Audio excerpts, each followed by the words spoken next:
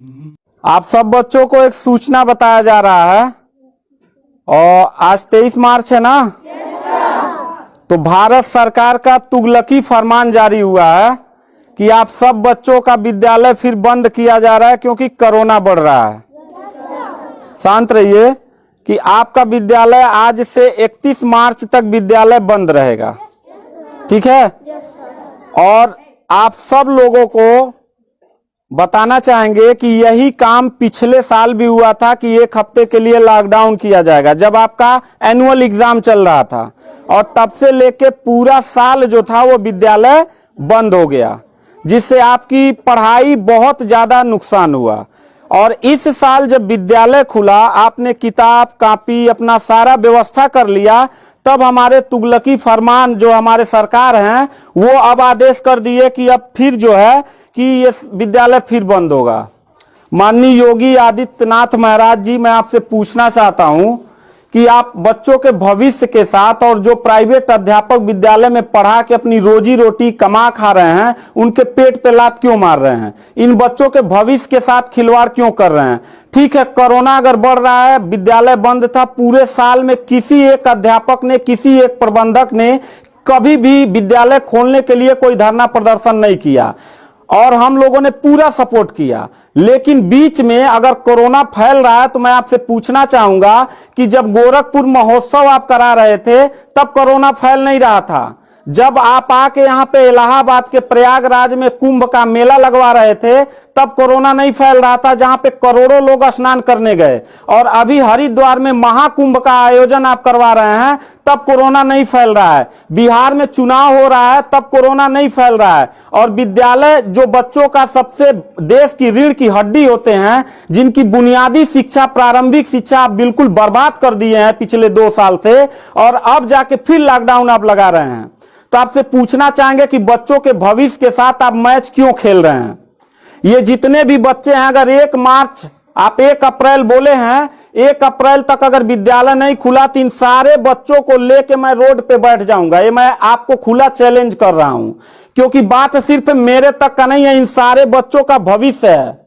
और इन सारे बच्चों का भविष्य आप लोग अंधकार में डाल रहे हैं। आप लोग खुद नहीं चाहते हैं कि देश का बच्चा पढ़े, पढ़ के कुछ लायक बने। आप लोग अपना जब रैली निकालना रहेगा, चुनाव रहेगा, तो कोरोना आपके पास नहीं रहता है। और जब आपको लगेगा कि आपके विपक्ष में लोग खड़े हो रहे हैं तो आप कोरोना का ड्रामा करा के विद्यालय को सबसे पहले आप बर्बाद कर रहे हैं। आप बताइए, विद्यालय में आप गोरखपुर जिले में 193 लोगों ने अपने विद्यालय की मान्यता निरस्त करा लिया।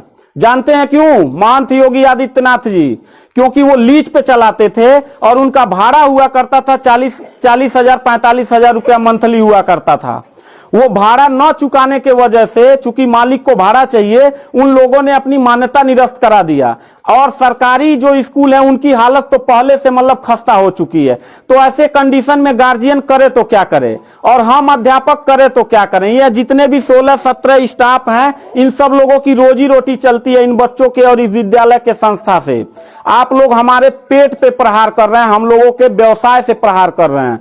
अगर आपको लग रहा है कोरोना है, ठीक है, विद्यालय बंद कर दीजिए, तो आप ये भी अपनी नियत को साफ करिए कि कुंभ का जो मेला महाकुंभ का लगवाने वाले हैं उसको भी कैंसिल कर दीजिए। और जो गोरखपुर महोत्सव और गोरखनाथ का मेला लगवा के आप ड्रामा करवा रहे हैं वो भी बंद करवाइए। यानी आप खुद नियम का पहले फॉलो करिए, हम लोग नियम को फॉलो करने के लिए तैयार हैं।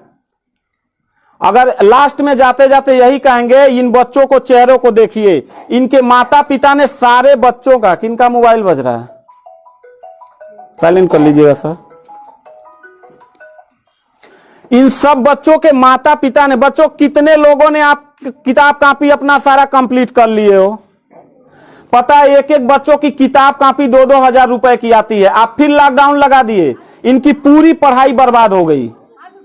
अब यानी आपने 1 हफ्ते का लगाया है, आपकी नीयत पे तो मुझे 100% विश्वास है ही नहीं है कि आप करोगे क्या। आप पूरे साल पढ़ाई बर्बाद करोगे। हाथ नीचे करिए। अब ये बच्चे करेंगे क्या? किताब लेकिन के गार्जियन करेंगे क्या? हम लोगों ने पूरा कोऑपरेट किया सरकार को। जितना दिन लॉकडाउन लगा था उतना दिन का मैंने पूरे सभी विद्यालय के लोगों ने शुल्क माफ कर दिया, क्योंकि गार्जियन के ऊपर कोई लोड न पड़े। हम लोगों ने टीचरों को पेमेंट नहीं किया, क्योंकि हम लोगों ने जब फीस नहीं लिया तो पेमेंट कहां से करें। हम लोगों ने पूरा सरकार का साथ दिया, जितना हो सकता था सब लोगों ने साथ दिया। लेकिन अब इतनी कंडीशन होने के बाद, विद्यालय खुलने के बाद आप लोग विद्यालय बंद कर रहे हैं, ये बहुत ही गलत कर रहे हैं। और आपका पॉलिटिकल जो फंडामेंटल जिस पे आप चल रहे हैं कि जिन नियतों पे आपका बर्बाद होने वाला है, मैं लिख के आपको दे दूंगा कि अगर फिर से 1 अप्रैल के बाद, ठीक है, अगर 1 हफ्ते के रोकने के बाद कोरोना भाग जाता तो मतलब 1 हफ्ता आप बंद कर लीजिए, बिल्कुल हम लोग 1 हफ्ता नहीं पढ़ाई कराएंगे।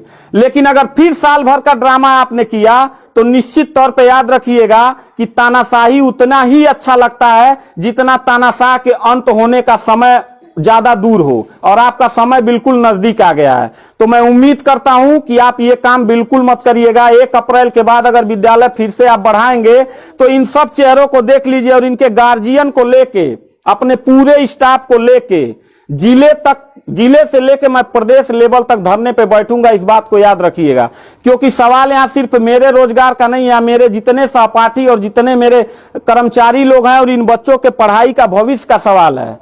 तो मैं इन बच्चों को लेकर धरने पे बैठ जाऊंगा, और जरूरत पड़ा तो असंवैधानिक भी हो जाऊंगा।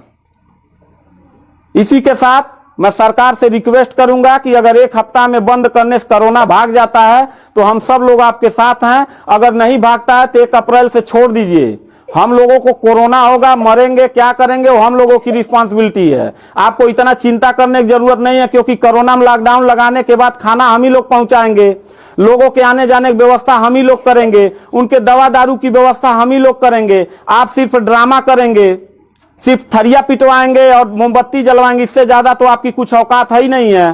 तो मैं उम्मीद करता हूं कि 1 अप्रैल के बाद आप विद्यालय खोल दीजिएगा। इन बच्चों के भविष्य के साथ आप लोग खिलवाड़ मत करिएगा।